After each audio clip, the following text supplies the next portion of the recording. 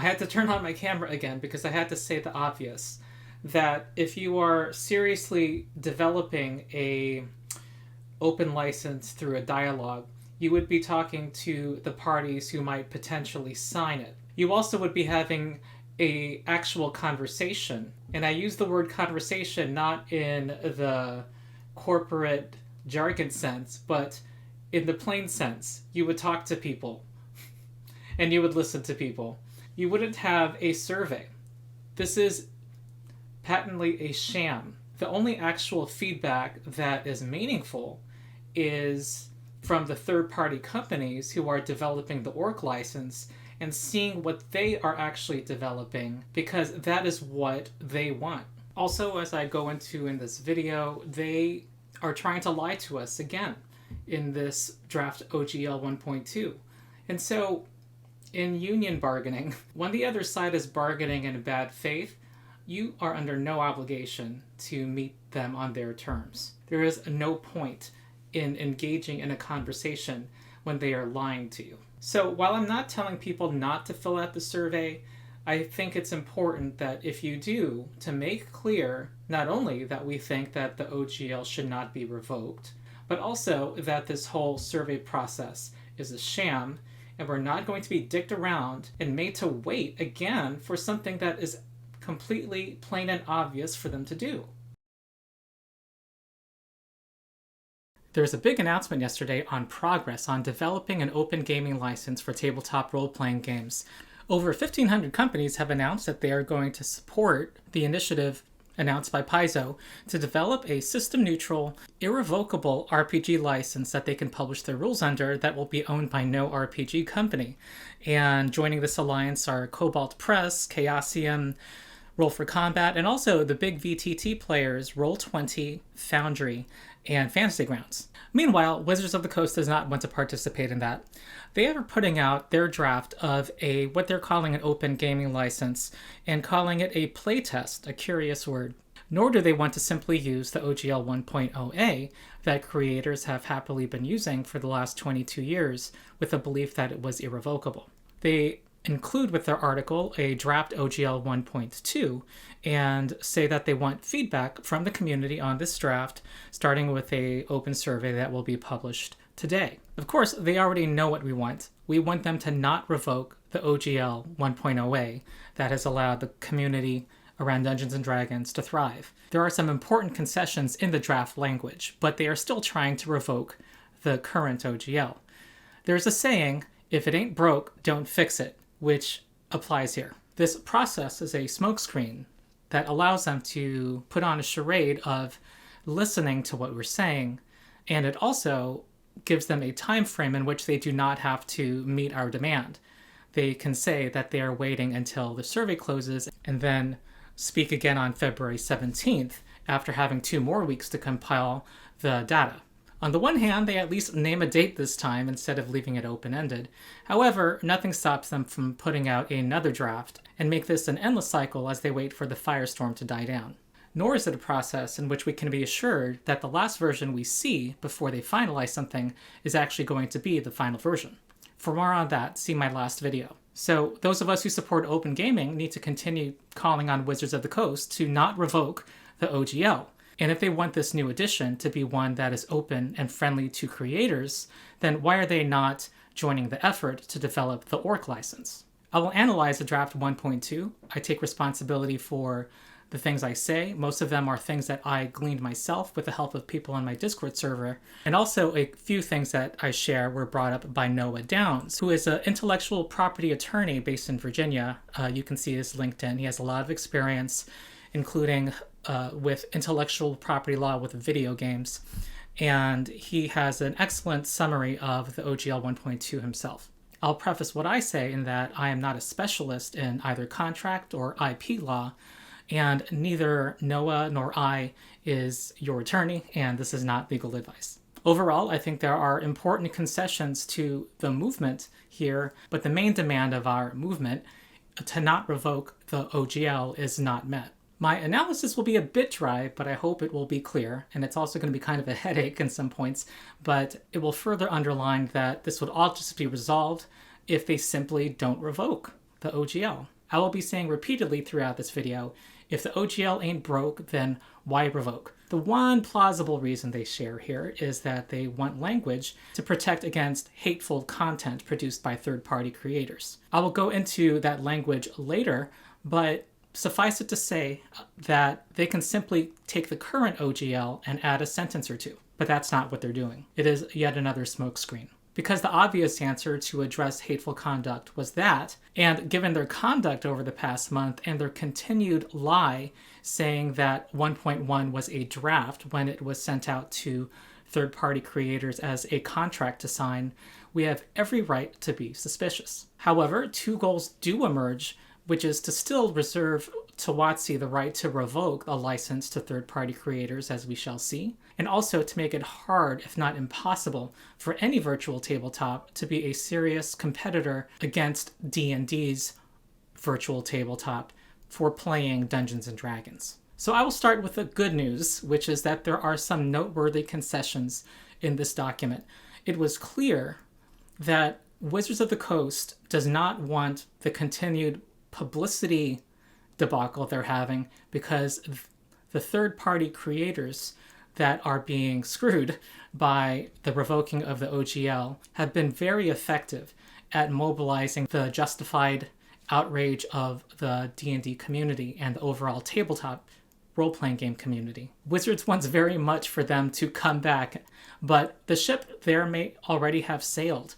Many third-party publishers, Cobalt Press and others, are saying they're going to develop under the ORC license and work under their own RPG systems. But here are the concessions. First, there's no explicit royalty provision. However, there is a caveat I'm going to get into there. There is no requirement to register, and there's no financial reporting. Also, they put D&D's game rules under a Creative Commons license. The SRD, the 400-page SRD, has many of the rules from the Player's Handbook, the magic items from the Dungeon Master's Guide, and many monsters from the Monster Manual. They divide the SRD into two parts and release those parts into two different licenses. This draft sets aside what you can call the engine of the game, the rules governing making a character, leveling up, the combat sequence, rules for skills, and casting spells, and would release those under a Creative Commons license. Creative Commons is a generic license supported by a nonprofit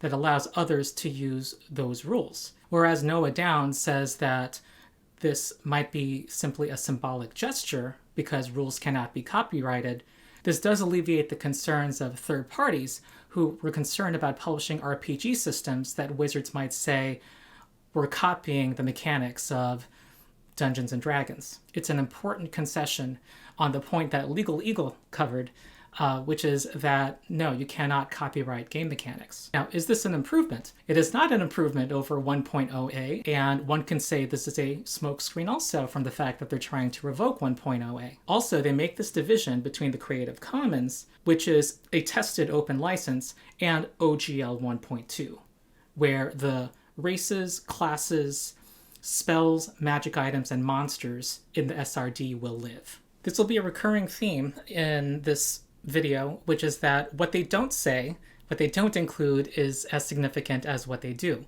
And here it says that platforms such as D&D Beyond and DM's Guild provide additional paths to share your D&D content under different license terms. So since Wizards of the Coast sees the future in D&D Beyond, which is why it was front and center in their presentation to investors last November, what we're about to see does not say anything to third-party creators about whether they can put their creations onto D&D Beyond. And we should remember that their sexy new VTT that they showed in the World Announcement trailer last summer likely requires that you have a D&D Beyond account, a character that lives there, and has options from officially sanctioned sources that Wizards allows. And we don't know much about the VTT, but it's possible that one might need to get an official edition or DLC or do a microtransaction in order to have your option actually have mechanical effect within the VTT environment. On that, we do not know. However, that would be a logical next step if they want to aggressively monetize, as their CEO, Cynthia Williams, has promised. Next, we have the deauthorization of OGL 1.0a, which is them saying we are not going to do what you want us to. You may not use that version of the OGL or any prior version to publish SRD content after a certain date. Then they say any previously published content remains licensed under whichever version of the OGL was in effect when you published that content. So things that were previously published are getting an assurance here that they can continue to be published. One, this does not protect future published content. I am not specialized enough in this area of law to know whether printing something already published is not covered any longer were this to take effect, such as Paizo wanting to print more books of Pathfinder First Edition, or OSR companies wanting to print more copies of OSR editions. I would also point out that this is not part of the OGL. This is simply a notice. So even if they were to argue that this part truly is irrevocable, it does not apply to this. This assurance can still be revoked. Okay, the next thing I want to jump to is the license itself. It says that you may publish licensed works, and these other clauses define what they are. Basically, you can use content from the SRD and incorporate it into your creations. This license is perpetual, meaning that it has no set end date. That's a appreciated clarification of what perpetual does not mean in today's contract law environment. Non-exclusive, meaning that wizards may offer others a license to their licensed content or unlicensed content. And irrevocable. Now, this is the key word that the movement has been wanting. Everybody knows what irrevocable means. You can't revoke. And if it were by itself, then this is irrevocable. However, they put something in parentheses here that limits what irrevocable means. They say that it means that content licensed under this license can never be withdrawn from the license. I'm not sure how successful they'll be making this argument because it clearly says, here's the subject of the sentence, this license is, and then it says irrevocable. However, if someone were to interpret it as simply what's in this clause, then it does not mean the license is irrevocable. One could easily argue that, hey, we put this clause here to say what this word means, and that's what it means. It also says it cannot be modified except for certain provisions, which I see there's some dissension online, but I think they're benign because they say they're limited to the attribution provisions and the part of this section that regards notices. So those who want to go deep into the text can. But there are other holes in this document that make this revocable in other ways. And as we go through these, I think it's important, and I'm going to have it on the screen to remind ourselves that they have not given an adequate explanation why they need to revoke 1.0a. People are completely justified in assuming that there is something fishy going on. On this point, Noah Downs says this about this paragraph. License. The new OGL is perpetual and non-exclusive. This is fantastic. However, it expressly does not state that it's royalty-free. This is not fantastic. It also states that it's only partially irrevocable. Works made under the license will always be under the license, but the license itself can be withdrawn. So there is an important distinction that I am not a master of between those two words. Also, withdrawal, from what research I've done, seems to happen while the offer is being still made by the licensor early in the process. So the way someone accepts the offer of the OGL is by publishing something according to earlier in the document. So there might be a loophole to say they can withdraw the license in regard to future people who want to publish under it. Another aspect of today's contract law is that unless something says clearly that it is irrevocable, it is revocable. Next, I will pull up the current OGL 1.0a, and let's see what it says about termination. It says this license will terminate automatically if you fail to comply with all terms and fail to cure such breach within 30 days of becoming aware of the breach. Let's look at what 1.2 says. It says, well, I'll read the second clause first. We may terminate your license if you breach any other term in this license and do not cure that breach within 30 days of notice to you of the breach. That is similar. This actually gives you the right to be notified first, so that's positive. However, it is coupled with this. It says, we, wizards, may immediately terminate your license if you infringe any of our intellectual property, bring an action challenging our ownership of our licensed content, trademarks, or patents, violate any law in relation to your activities under this license, or violate Section 6F, the one on hateful conduct. So I'm going to cover each of these briefly and tell you how much protection you have under each one, their intellectual property. Your licensed works must not and will not infringe any third party's intellectual property rights or any of our rights not licensed to you via this license or any other. Let's say you publish a class that unintentionally resembles something that is not within the SRD, or possibly resembles something by a third party. Let's say you have a sword made out of lasers. Under copyright law, it doesn't matter what your intentions are. You can unintentionally violate someone's copyright. So I'm going to include a model jury instruction for copyright cases promulgated by the Ninth Circuit Court, which is the circuit that embraces Washington State, which Wizards of the Coast is incorporated in. It says the plaintiff may show the defendant copied from the work by proving by a preponderance of the evidence that the defendant had access to the plaintiff's copyrighted work and that there are substantial similarities between the defendant's work and original elements of the plaintiff's work. So they don't need to prove intention. And you'll need to be defending yourself in court against WOTC, which most people will not be willing to go up against WOTC in that case. So back to this quote-unquote OGL, they can terminate the license with regard to you if they believe that you infringed on someone's IP. The next part, if you bring an action challenging their ownership of the licensed content, I don't know how this is enforceable. This is basically waiving your right to sue. Also, they can immediately terminate your license if we violate any law in relation to our activities under this license. Noah Downs comments that this is overly broad, says generally this is fine. However, it should be limited to the laws that apply to the third-party creator. Laws are different from place to place, and it's unreasonable to require someone in Alaska to know if they're violating the law in Ecuador. And that is right. And lastly, for violating Section 6F. Now, this is the clause on no hateful content or conduct. This says you will not include content in your licensed works that is harmful, discriminatory, illegal, obscene, or harassing, or engage in conduct that is the same. We have the sole right to decide what conduct or content is hateful, and you promise that you will not contest any such determination via any suit or other legal action.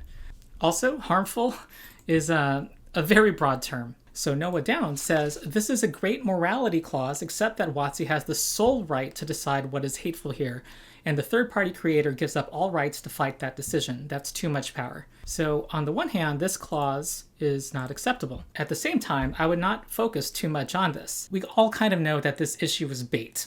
Don Draper from Mad Men once said, if you don't like what's being said, change the conversation.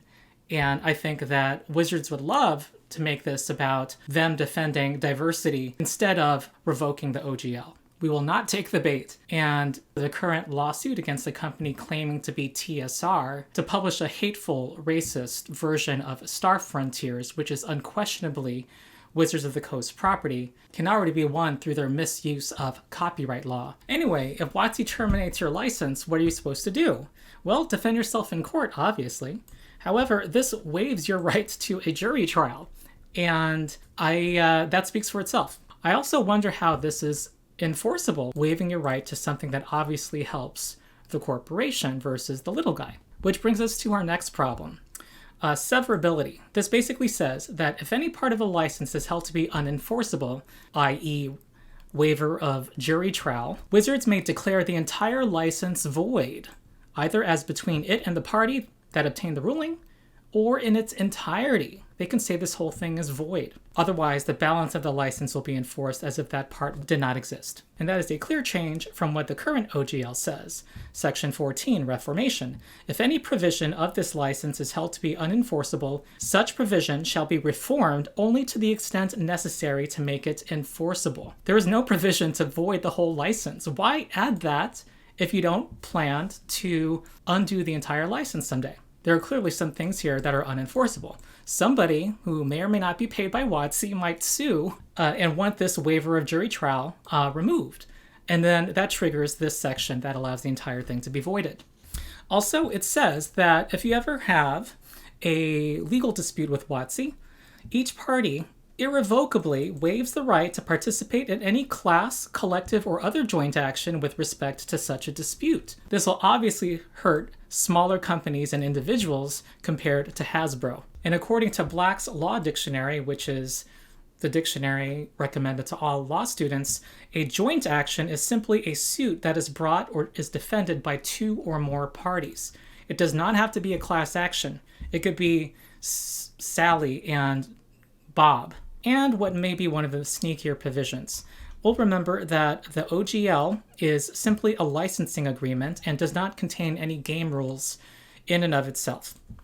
And there has to be another document called the SRD that has those rules that is published under the license. So that is the 400-page document, SRD 5.1, that I'm showing you right now. That has a bunch of options, spells, classes, and so forth. This gives the definition of what they are licensing to us. It says, this license covers any content in the SRD 5.1, sounds good so far, or any subsequent version of the SRD we release under this license. This says or and not and. We already know from their effort to replace 1.0a through what they called an update, that if they release 5.2, that they think that they can revoke the previous versions by substituting it. So we may have a situation where in 2024, when the new edition comes out, it will be a 6th edition, despite what they say, but they may release an SRD 5.2 that substitutes what is in 5.1. And it's not guaranteed to us what the content of 5.2, which I predict they'll call it, will be. When they released the SRD for 5th edition, they were exceedingly stingy about what they would release under it. If you look at it carefully, they only included those things that were already released under the 3rd edition SRD. So you'll find things from 3rd edition like Magic Missile and Fireball, but you won't find spells that were created after 3rd edition for 4th and 5th edition, like the Hex spell. That is not in the 5th edition SRD. They did the bare minimum of what they could include in the SRD for 5th edition because the OGL was irrevocable. They couldn't revoke the OGL for 3rd edition, so what use was it to try to delete from 5th edition those spells that already were released for 3rd edition under the OGL? But now that they're saying that the OGL is unauthorized and revoked and replaced entirely by this new license where you can switch in and out the SRD like a puzzle piece, there's no assurance that they may narrow the content of that in the future. And I will contrast this again to 1.1, where it said that under this license, that if the license were updated, you may still copy, modify, and distribute any open game content originally distributed under any version of this license. This is going to be revoked if they revoke 1.0a. So this opens a loophole, a new one, for them to retract the SRD and replace it with a new one using the new edition as the occasion or some other future event. It's up to them to determine. Now on the controversial provision from 1.1, where Wizards wanted the right, the irrevocable right, royalty-free, to use your content any way they wanted to. That language is not here. However, what we have is still problematic. Here under what you own, it says, your licensed works are yours. They may not be copied or used without your permission. Fine. Okay, good. However, the next clause says, you acknowledge that we and our licensees, as content creators ourselves, might independently come up with content similar to something you create. Remember what I said earlier about possibly accidentally violating someone's copyright, that you can still be found in violation even if you didn't intend to. So keep that in mind as we read this. If you have a claim that we breached this provision, or that one of our licensees did in connection with content they licensed from us, A, any such claim will be brought only as a lawsuit for breach of contract and only for money damages. You expressly agree that money damages are an adequate remedy for such a breach. You're limiting your options. and that you will not seek or be entitled to injunctive relief. Injunctive relief is also called prospective relief, stuff to tell somebody what to do, basically. So injunctive relief, for example, to tell wizards not to publish the class that you made, not to publish the class that you made or the character that you designed or the campaign setting that you created. And let's be real, by the time you get to a lawsuit, after they've published something using their distribution network and their bigger resources, they probably made a lot more money than you did by that point. You would have a harder case to prove because you're not able to do what they are saying they can do against you, which is simply show that there was a substantial similarity. You have to prove that WOTC did it intentionally. In any such lawsuit, you must show that we knowingly and intentionally copied your licensed work. Access and substantial similarity, remember these phrases that we went over earlier from copyright law, will not be enough to prove a breach of this Section 3. So they want to be excluded outside the normal operation of copyright law with this provision. Now onto virtual tabletops. The first takeaway is that this whole OGL, given what limited assurances it gives, does not extend to things that are not static. So that would seem to include software like virtual tabletops. It says it only covers printed media and static electronic files, such as EPUBs and PDFs. It includes the phrase static electronic files in virtual tabletops, but that must be in accordance with the virtual tabletop policy. And we're going to look at that in a sec. So before getting into the weeds, I think it's important to reiterate a couple of things, which is CEO Cynthia Williams clearly said to investors during the fireside chat to investors of Hasbro last November that she sees D&D Beyond and the overall D&D brand being under-monetized. And her focus was on D&D Beyond and trying to monetize the other 80% of users who are not dungeon masters. There was a leak recently saying that D&D Beyond plans to have a tier system that includes a tier that will cost $30 a month for players, not just DMs, which is a move away from the current practice of just charging the DM for their subscription and the content that they purchase. The DM can share it with their players. This is a move towards aggressive monetization. I covered this more in a previous video, but in addition to that, you cannot use homebrew at the base tier, and also that they were working on developing AI, probably to accommodate what has been a glut of players in the D&D space, a shortage of DMs. So that is the background, and I think that, and D&D Beyond went on Twitter, and I will show it, called this misinformation, and said a number of things that still had some plausible deniability should the plan be different in its details later. But this seems to have cooled the outrage about this particular leak a bit. All I will say is that I trust D&D Beyond statements to us less than I trust their CEO, Cynthia Williams' statements to investors. And one would be naive, very naive, to think that they don't have plans to monetize D&D Beyond more, which in their fireside chat, they said they would want to move in the directions of how video games are monetized. The flip side of these leaks of higher prices is that you need to eliminate the competition in order to get people to have to go to you, which enables you to charge higher prices. It's basically the monopoly effect. So I think it's significant that Foundry VTT, Roll20, and Fantasy Grounds, the VTTs I know most about, have all, and some others, have all come out in support of the ORC license initiative and are seeking to diversify themselves because it is not as viable now to work under the current business models, which probably, if not a majority, is substantially through supporting D&D 5e.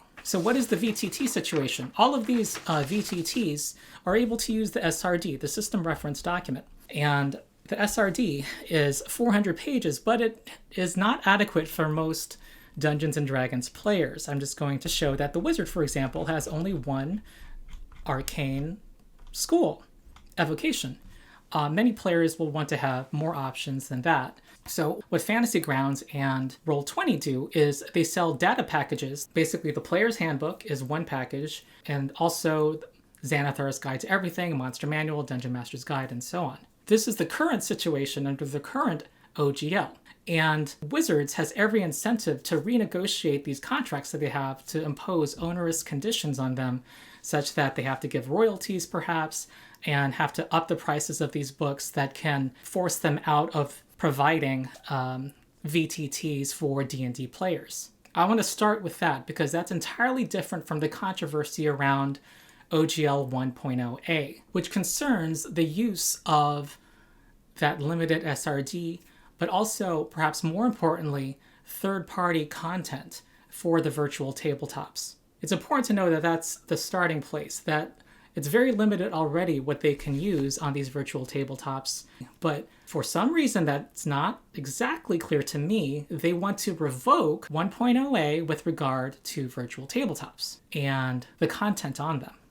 The answer is supposed to be in this virtual tabletop policy, which is maddeningly vague. So to organize what I'm about to say, I'm going to first talk about how it will affect VTT companies like Roll20 and Foundry. The fact that they want to revoke a license that has worked somewhat all right for VTTs for years means that we should absolutely have a healthy suspicion about what they put forward to replace it. The only guidance that they give on how they can use the SRD material is to say that VTTs are permitted to replicate the experience of sitting around a table playing D&D with your friends.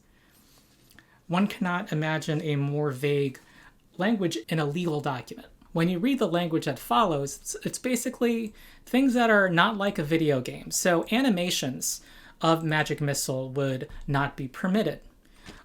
There's a clear effort here to say, trying to make your virtual tabletop as visually appealing and immersive as our premier Unreal Engine VTT is not going to be permitted. This is interesting to me because I thought there already was never going to be any realistic possibility that anyone was going to make anything remotely close to what Wizards of the Coast was developing. But here we are. Now remember what I said, a lot of these VTTs are still playable for many 5e players, and it is uncontested by past practice that that is covered by 1.0a. What we have is strange, peculiar language to replace it. It says displaying static SRD content is just fine. And then comparing it to sitting around a table with your friends looking at a source book. You can also put the text of Magic Missile up in your VTT. It is clearly talking to a user, the end user, the player. This does not seem on its face to cover more than manually entering the text of Magic Missile onto your screen.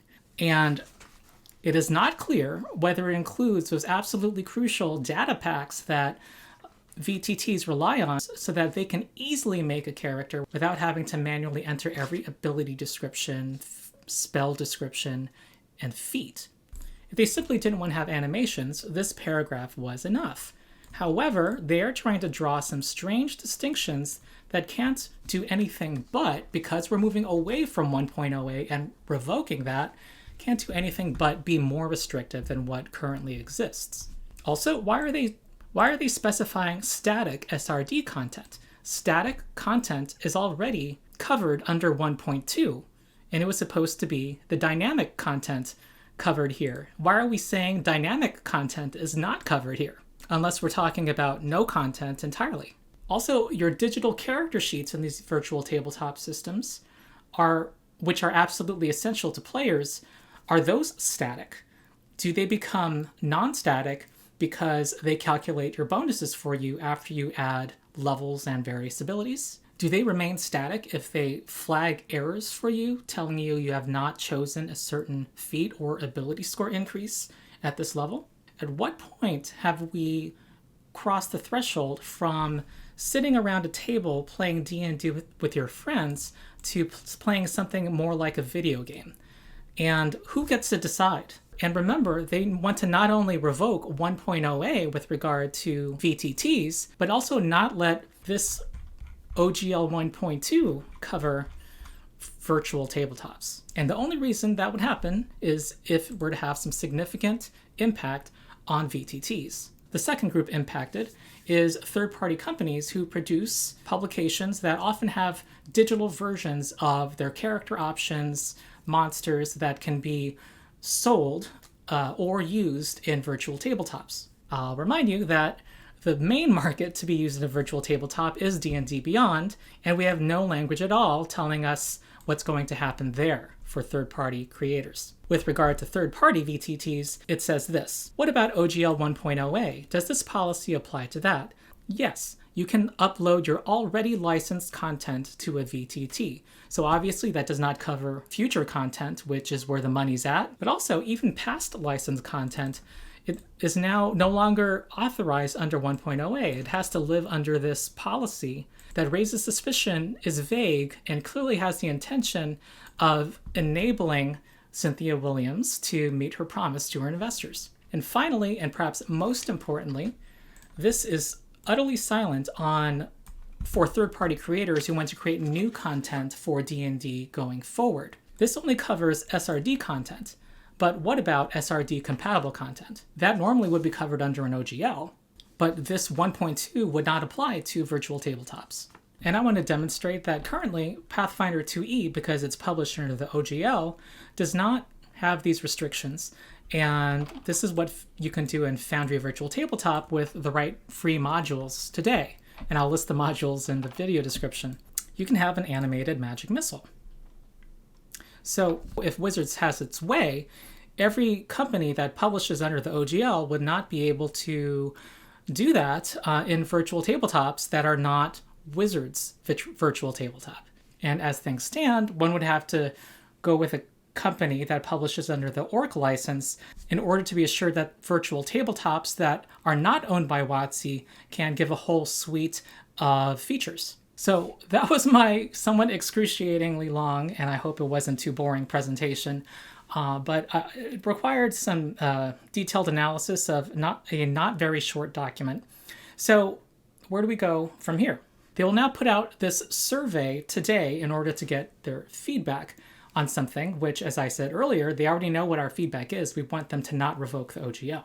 I predict that if this is like the 1D&D surveys, that they're going to have list various clauses within it from top to bottom, beginning to end, and ask us our level of satisfaction with each. And there may be some empty boxes for us to type in some thoughts. This is a method I have criticized about the 1D&D playtest process, which I say in quotes, and you can look at my Lawyer's Critique series where I've been critiquing the 1D&D design process. It's an unserious way to get feedback. However, in that method, and we'll see what exactly it will be on Friday, in that method of survey, what will be most important is what they do not ask about. It would not be surprising if they do not ask us the question, do you think OGL 1.0a should be revoked? Nor do I think they will pose questions in a manner of, well, 1.0a says, then have next to it the newer version that makes it look obviously worse. I would be surprised if they do that in the survey, but that would be the responsible way to do the survey. Nor do I think that provisions that are important in the current license, that they'll be asking us that we're okay with them being deleted, such as this one, which, if kept in, would protect any future SRD from being revoked. So there likely won't be questions on any of those. And if you want my position on what to do with the survey when WOTC puts it out, I'll just say be very wary and know that they're gathering statistics that they might use for their purposes against us. And if you do fill it out, do not limit your statements to their survey. Continue to speak out in public forums that WOTC does not control. It is important for the community to not let WOTC control the message. I would propose one good idea maybe is a simple one-sentence petition saying do not revoke the OGL 1.0a that we can all sign and show how many of us believe this. In the meantime, we should all find ways to support the more than 1,500 tabletop RPG publishers from large to small that already are committed to developing a true system-neutral open gaming license that is owned by no RPG company, support companies who are now beginning a genuine dialogue on clear principles of what they collectively want to do with this license. And finally, two last publishers to support. Indestructible Boy announces that there is going to be a Humble Bundle charity by Cobalt Press, which has announced they're going to develop their own RPG system. This Humble Bundle is going to start on Saturday, and the proceeds will go towards developing a nonprofit foundation that will support open gaming. Humble Bundle displays how many people support, and I believe how much money is raised, so it will be a nice statement. For those of you who have canceled your D&D Beyond subscriptions, this is something you can direct your money towards and vote with your wallet. And if you have not canceled yet, do so. Also, the other company, obviously, is Paizo. I love Pathfinder 2e. I am running a beginner box weekend on my server, and we already have, I believe, close to 500 people who have signed up. The deadline is Friday, January 20th. I believe will be the day this video releases, so please join my server now if you want to learn Pathfinder 2e. Also, there's a 25% off discount on physical copies of the beginner box and the core rulebook. So that's it. I hope that this has clarified what Wizards is trying to do. I think this is a more sophisticated lie, and we should be unwavering in saying that either they should not revoke OGL 1.0a or join the more than 1,500 companies that are uniting around open gaming if they truly are supportive of open gaming. So that's it. I'm Ronald, the Rules Lawyer, and like and subscribe, support my Patreon, and join my Discord, and I will see you next time.